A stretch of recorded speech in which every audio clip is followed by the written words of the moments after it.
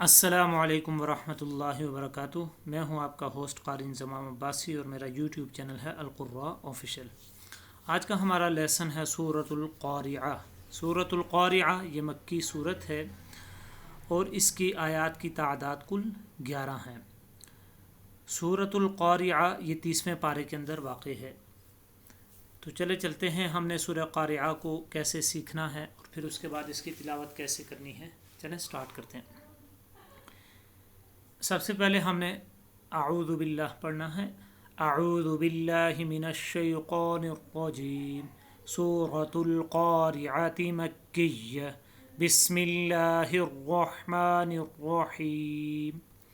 القارعہ ما القارعہ وما ادراک ما القارعہ۔ وما کو ہم نے اس لیے لمبا کیا ہے کیونکہ وما کے اوپر مد ہے۔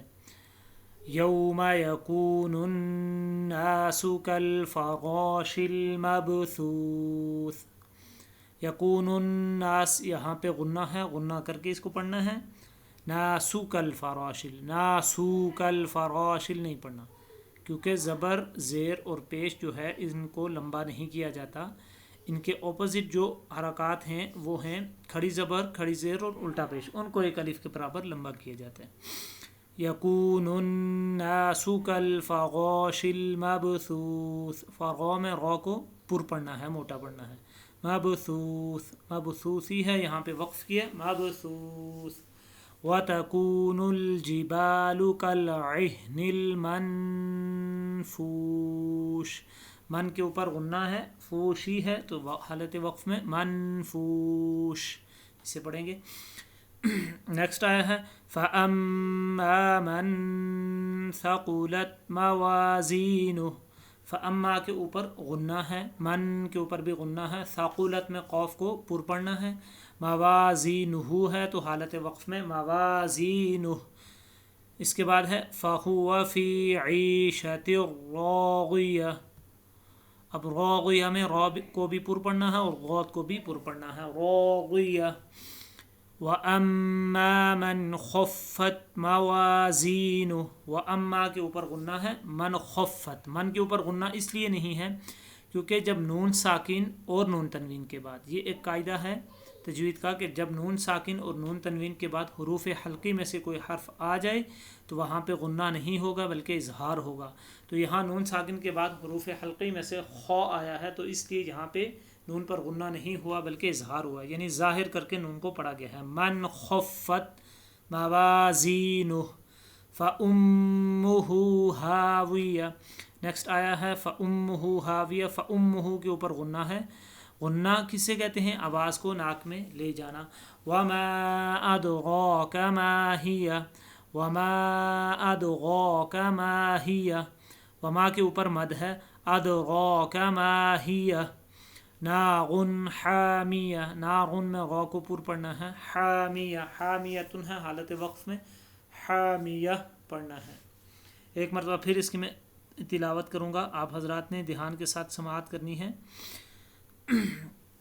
اعوذ باللہ من الشیطان الرجیم، بسم اللہ الرحمن الرحیم۔